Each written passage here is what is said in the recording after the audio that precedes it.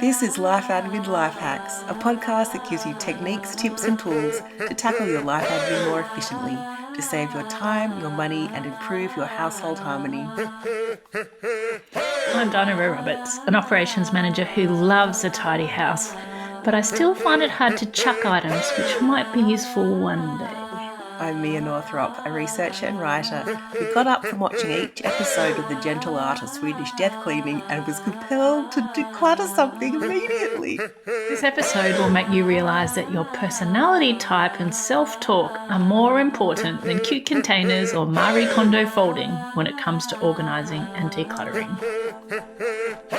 Hello and welcome to Life Admin Life Hacks.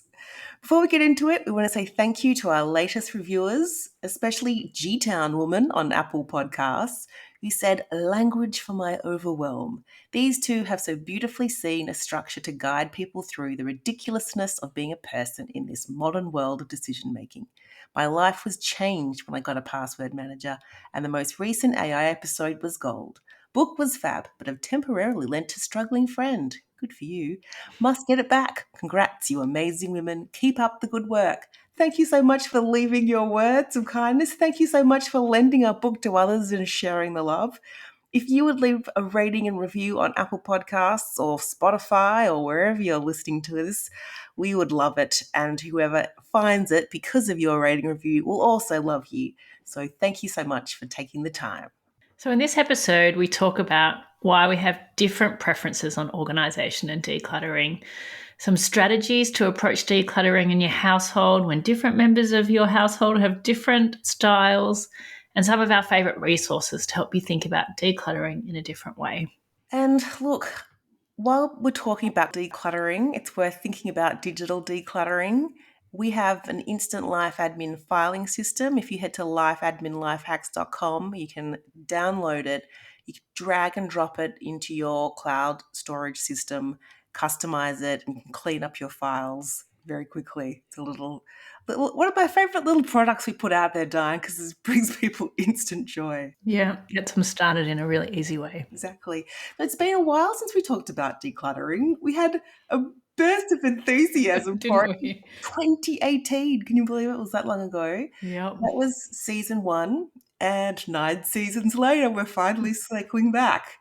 So, since then, we've had Marie Kondo, we've had the home edit, we've had the gentle art of Swedish death cleaning, and we are now in a post-pandemic, post-Temu world, and we still have a lot of stuff to get rid of and a lot of stuff to organise. I know, it feels like there's almost these kind of two complete extremes, isn't there? There's like the complete declutterers, and then there's just this proliferation of cheap stuff. And oh, gee, it's really easy to buy stuff and have it come into your house, isn't it? Yeah. So I think there's also, we've got it's more fast fashion, more fast homewares, more fast furniture, but there's also more recognition of how we're all wired differently, and that neurodivergence has a big impact on your preferences when it comes to being organised. So neurodivergent or not, your home will feel calm and streamlined when you can organise your stuff in a way that actually works for your brain. Yeah, and I think for me personally, like that's been a bit of an aha moment, the understanding about that, but also an understanding of how your background and how you grew up can significantly influence how you approach to clutter. And things like your cultural background. So some cultures have like this really high value on having lots of items and viewing like that as a sign of wealth or success, whereas some other cultures are much more around prioritizing minimalism and simplicity, and that can make a huge difference on how you approach kind of how much stuff you have. Absolutely. If you think about, I guess, Scandi design and that Yep. Scandinavian aesthetic at one extreme, and then you can think of like Versace on the other end of the Yeah. extreme, and just like more is more kind of Yeah. interiors. So some people will have that cultural influence. It's not just an aesthetic preference, but it's how you've grown up and what you've been surrounded in is what's normal and what's something to strive for. Absolutely. And it can even just be like your own family, might not even be cultural, but certainly like the habits and behaviors of your parents can really sort of Mm. shape how you approach your belongings. Like my parents have definitely got a just in case kind of mentality, and I can definitely see that I've, really brought that with me into my own house, particularly around things that are useful. Like you shouldn't get rid of things that might be useful one day. And I also know that people whose like parents might be collectors often become collectors themselves. So that's kind of an interesting thing about your parents and what that brings with you as you sort of move on into your own adult life. Yeah, and in some families, there really is that high emotional value on possession. So they might have lots of heirlooms, lots of memorabilia. We've all been to friends' houses or relatives' houses where it feels a bit like a museum. Like there might be a special case in the corner, and there's granddad's pipe, there's so and so's mug, there's all these reminders of people, which is nice, and there's definitely a place for all of that, but everyone's got different thresholds of what's too much, what counts as special and worth hanging on to. Yeah, and I think some of that can be linked to how financially stable your environment was where you grew up. Like if Mm. your parents, you grew up where there wasn't much financial stability, you might have this tendency to hold on to things because of fear that you might not be able to afford to buy them again should circumstances change. And I Yeah. think that that can be something that's really hard to let go of, even if you have really, changed your financial position from how you grew up. Yeah, and I remember my grandparents, like one of their favorite sayings was, waste not, want not. There was Yeah. this whole mentality coming out of the depression of you just hang on to everything because, as you said, you might not have the money, you might not be able to find this thing in the future. So keep everything just in case. And I think the other one that's kind of interesting is like how big your house was when you were growing up and how much storage you had. And I certainly grew up in a, outer suburban home that had lots of cupboards and lots of shelves. And there was, this kind of idea that having lots of storage is such a great thing because you can store all of this stuff. And Yeah. I definitely think that's shaped how I thought about things and thinking about, filling all the cupboards with everything and keeping everything. Yep. I know I mentioned in the book, in our book, Life Admin Hacks, on this chapter, the fact that my ex-husband grew up in a big house in the suburbs, and they had like an attic space and they had this massive garage. Literally, they kept everything. He still has all his like workbooks from primary school, high school, university, every textbook, everything he ever filled in, every school report, like all of it, the toys. Like it's all there. It's all just shoved in the attic because there was endless space. So I moved house a lot when I was a kid. I moved states. We lived all over the place. We were constantly decluttering to get ready to move somewhere. So I feel like we had very different styles of or different relationships with our belongings. Obviously in Melbourne, when we bought our first house, it was a tiny inner city old thing that had zero storage. And I'm like, babe, like there's no room. Like physically, if we want, like Yeah. I don't want to live with stuff hanging over the edge of cupboards and drawers. So yeah, it's interesting about the amount of space you're used to working with. And even now, when you look at real estate listings, it's like they trumpet how much storage there is. We all need storage. We all need somewhere to put our towels and linen and hide Christmas presents. But how much is too much? How much is just encouraging you to keep stuff you don't really need? Yeah, definitely. And I think the final one that is a really interesting one is around like this kind of unspoken norm that people have about how sort of clean and tidy a house should be. And in some families, kind of clutter is sort of seen as normal, like piles of paper and boxes by the door. And while in others, it might be really frowned upon. And I grew up in a very neat and tidy home. And although there was a lot of stuff hidden in the cupboards, so the clutter was hidden, there was an expectation that everything was put away and surfaces were clean. And I guess that's, how I grew up. And then when I go to other people's houses, I realize that's not the norm that they have. Yeah, and people can get judgmental about Yeah, that. People on both ends. Like I yeah, know some people are like, if you get to someone's house and it's too tidy and clean, they're like, "You have too much time on your hands. You need to stop cleaning. Like, what are you doing? yeah. There's no sign of fun happening here." You know. And other people go to someone's house and it feels chaotic and messy, and it's like, "Oh, you guys are pigs. What's happening? Sort yourselves out." But it's everyone has. every house has a different sense of, what's normal, what feels comfortable for the people living there. I'm curious to hear from listeners as they're hearing this, like what was normal in your household? What is some of that silent judgment you might be walking around in? My house was pretty tidy. I don't know how. I don't think we had that much stuff. My mum is a great purger to the extent that one year the Christmas tree came out and it had all new decorations on it. And all of the decorations my brother and I had made during primary school, like all happy things covered in foil and gone. She's like, oh no, I had a declutter and I got rid of all of that. It was just like, okay. So zero sentimentality, constantly purging. So I think I learned a healthy level of just curating. But Yeah. I think I'm a bit more nostalgic than her. And I come from the exact opposite, where my mum really, she finds it hard to throw anything out that's good. And I can remember sorting through tablecloths with her, and she had a tablecloth that someone had given to her at her kitchen tea. So that's like, before she got married, and she's been married for, I don't know, 50 years now. And she said, I've never actually used it because I've never had a table the right size for it. But this person who I really liked gave it to me, and so I can't get rid of it. And I was Oh like, wow. it's got to go. It's got to go. This is kind of like, the opposite end of the, Yeah. extreme in terms of then having so much stuff she didn't really know it was there until she cleaned out the cupboard, if you know what I mean. So, Yeah. So understanding yourself and what your preferences are the key to organizing your home in a way that works for you. So that it's not just, functional and looks how you want it to look, but you can actually find stuff and you know where stuff is. And there is a great author slash YouTuber called Kaz Arson. She has Real Life Organizing and The Clutter Connection. They're her books. She has a YouTube channel and she has a declutter challenge, 30 days, one thing a day. In her book, she talks about the 4 personality types of organization and decluttering. And that depends on how you like things cared for and displayed. So she talks about, in terms of display, she talks about people either wanting visually abundant organizing systems where you can see all your stuff. So these are the people who like to have the acrylic containers and jars with all the pencils and the highlighters in them, and the pantries with all the plastic containers and you can see everything and it's all uniform. Abundant, like you need to see all your things.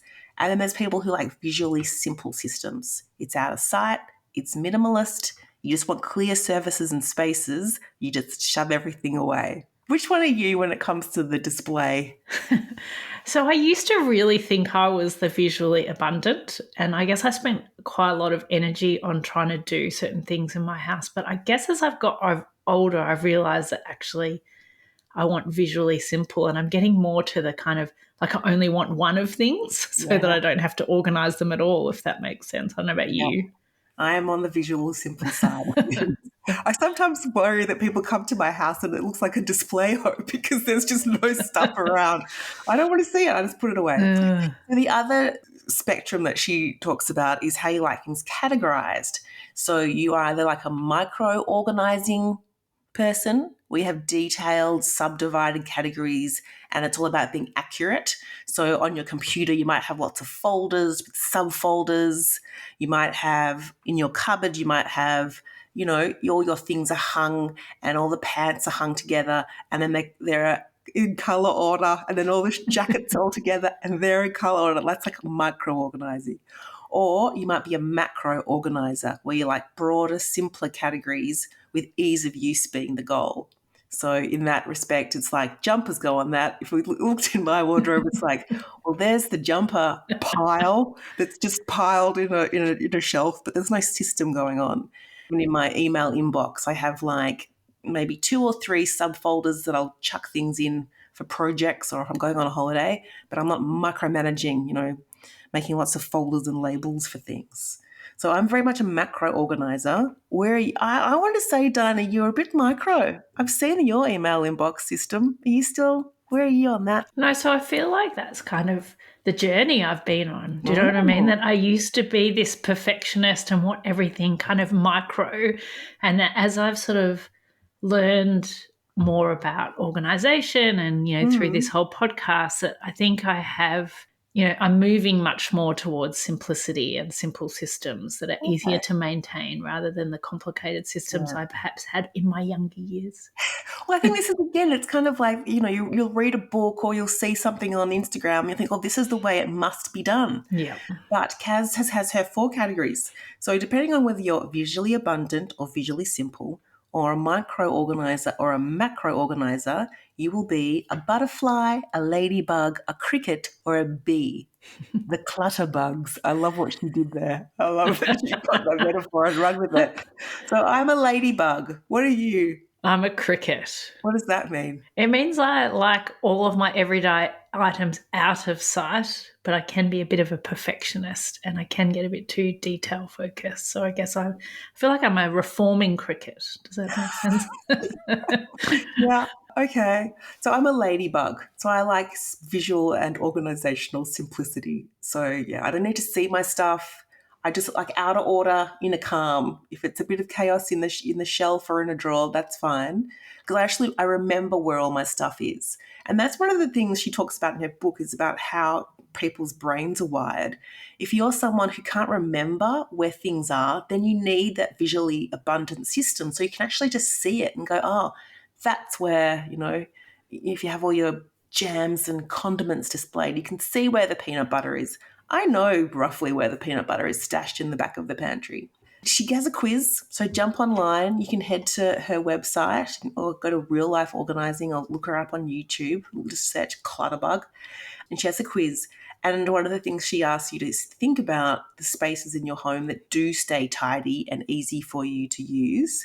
And think about, why is that? Are they visually abundant or are they spare? Is the stuff organized in lots of categories, lots of compartments, or are there a few large buckets? And that'll give you a clue as to what personality type you might be.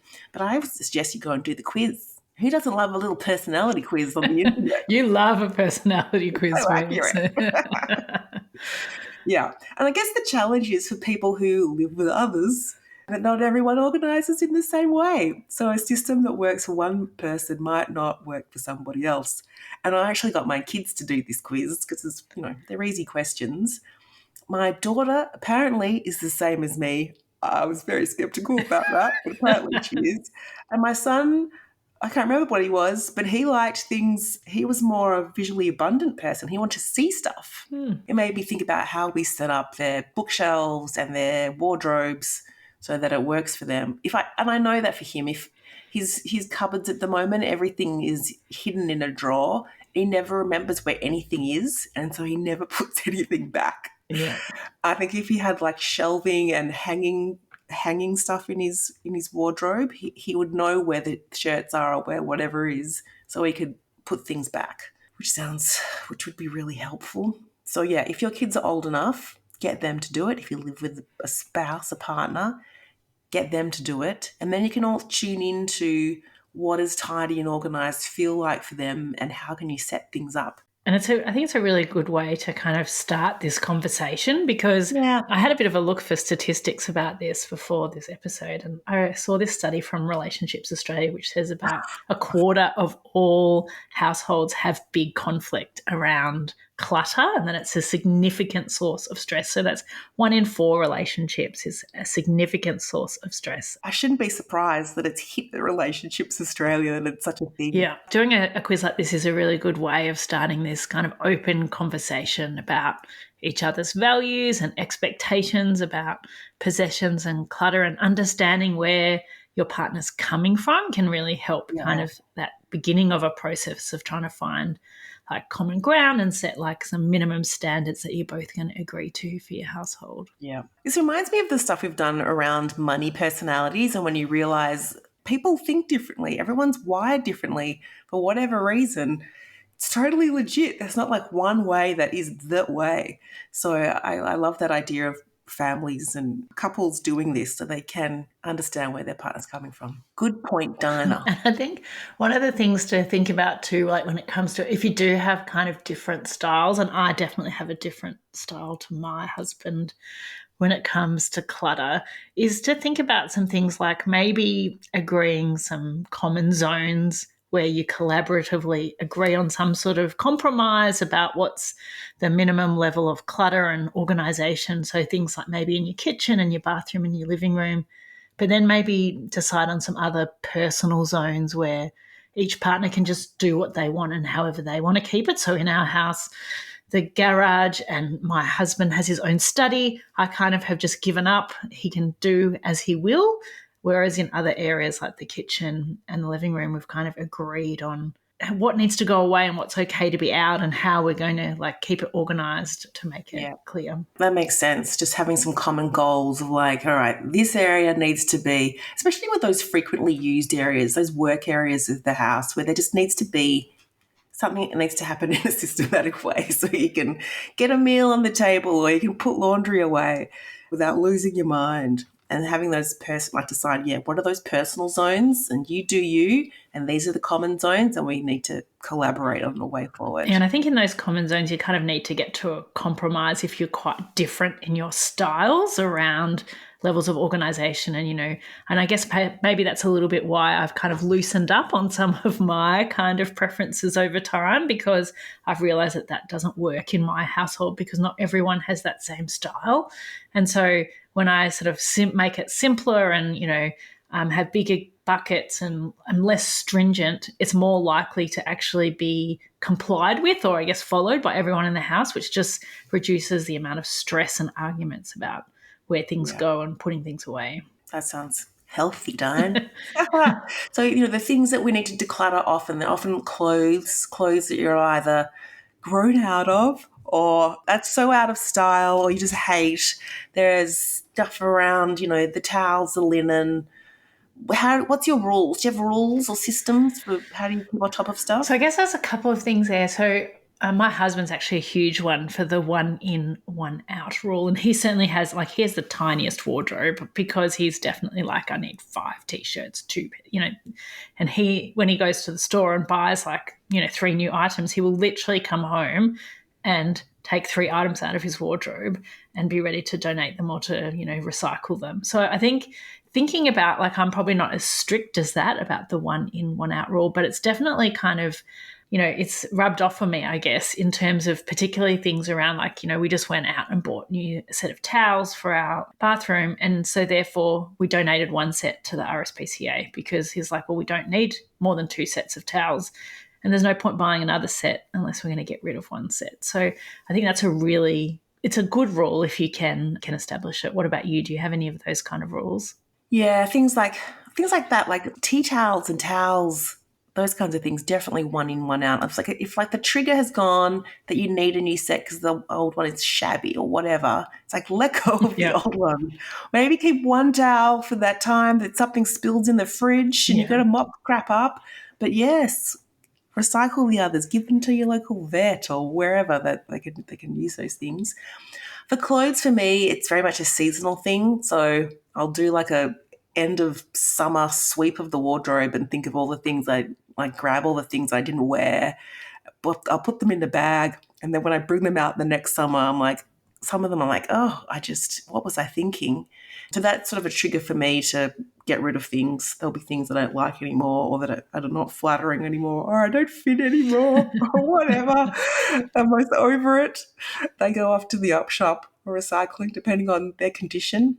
And then, yeah, I think there's some triggers around birthdays and Christmas when it comes to the kids' stuff. So I'll often go through their gear, their books, whatever, see what they need more of, what they haven't used, what's broken, what's obsolete, and do a bit of a purge with them. I feel like there's other things in the house where I just don't let stuff in anymore. Yeah. I've stopped buying stuff. I guess because I'm still setting up this house in a way. So I don't have too much abundance. So it definitely used to be a source of tension in our relationship who was going to do the kid decluttering around, and it's sort of a combination of decluttering / assessing what new things they need to buy and making it happen. Mm. And so I guess in one of the conversations we had around mental load and sharing household tasks and stuff, we divided it up. So my husband looks after my son's clothing and bedroom and working with him to declutter and organize. And I do that for my daughter, and dividing that up really so I'd let go of a lot of resentment that I'd kind of been harboring about one more job that I had to do. That has been a huge win for me. And in terms of other common areas of the household, it used to be one of those things I would tackle on my own, but now I always get at least one other family member to help, because it does help with then reinforcing the kind of system, if that makes sense. So around, every sort of year or so, you need to do a big clean out of the kitchen really, and just clean out all the cupboards and sort out anything lurking, old tins in the back of the pantry and things like that. And embracing getting another family member to help really makes a big difference, I think, in terms of maintaining the system. Yeah. And the ages that your kids are at now, do they ever initiate it on their own? Do they? My daughter's now definitely the age where she's probably, pretty much taking the charge when it comes to that sort of thing. But she sometimes still probably needs a little bit of a reminder. Like, I've noticed there's a lot of clothes in your cupboard that you don't wear anymore. Do you think maybe you might want to? And how old is she now? So she's 17, but my son definitely not motivated. But we'll do it with parental assistance. 15-year-old son, so definitely still needs some hand holding there. Yeah, well, that's not high on the priorities of a lot of 15-year-old boys, I don't think. And so one of the other aspects, I guess, to think about when it comes to your strengths with decluttering is the self-talk, because there's a lot of people out there who possibly just think, you know what, I'm just a messy person, and kind of beat themselves up about, well, this is just part of my personality. It'll always be like this. So I think it's worthwhile challenging that self-talk and letting go of some of those traditional perceptions of what an organized house is supposed to look like. If you don't want to be all Marie Kondo and fold your underwear in color order, then I'm never going to do that. I think I did it once when I read the book, and I'm like, well, that's not sustainable. Like, it looks nice, but I don't work in a shop, and I'm not going to fold my clothes like that. Just chuck them in the drawer. Close the drawer. That's fine. It reminds me a bit, I don't know if you saw it, I'm sure you didn't because you're not on social media, but Sally Hepworth had this kind of recent laundry gate, amazing Australian author of fiction, and she's got a great Instagram. She kind of came up with this super simple way of like sorting her kids' laundry, leaving it in these baskets kind of in the hallway, and everyone was like chiming in on whether it was an appropriate and tidy way to manage her laundry. And something I've been doing for years is like just chucking into, the people, and I was just laughing because different people's expectations about what's the appropriate level of folding and this kind of thing. But it's funny how people can get so enraged about something that really doesn't affect them at all. Yeah. Laundry is one of those things that people get stuck on. It's not really decluttering, but there are systems. Go and check out our ADHD episode, because we talk about that a lot in that episode. It's a thing.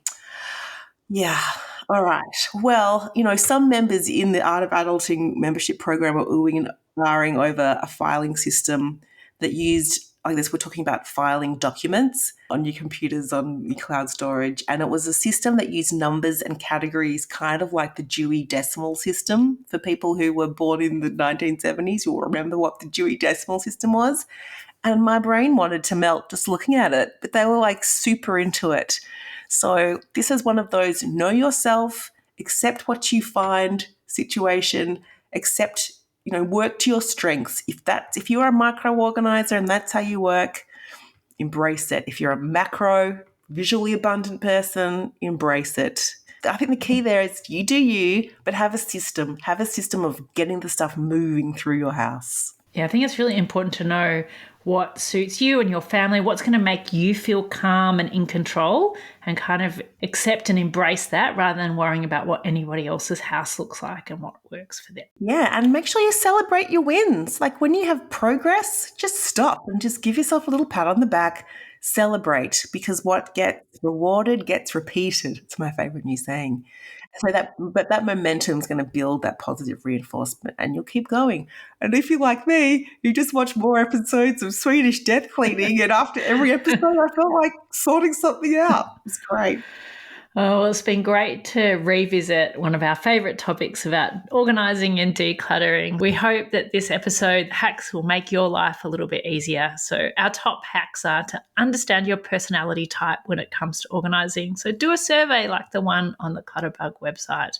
If you live with other people, have open communications about your differing styles and agree some rules to make life easier. And let go of the negative self-talk that tells you you're messy, and acknowledge there's no one right way. Let go of the traditional perceptions of what an organised house is supposed to look like, and do what works for you and your household. Thanks for listening. Show notes for this episode are available at lifeadminlifehacks.com. And if you're a fan, please subscribe and share the love and tell a friend, or review us in your podcasting app. You can also follow us on Facebook, Instagram, and LinkedIn.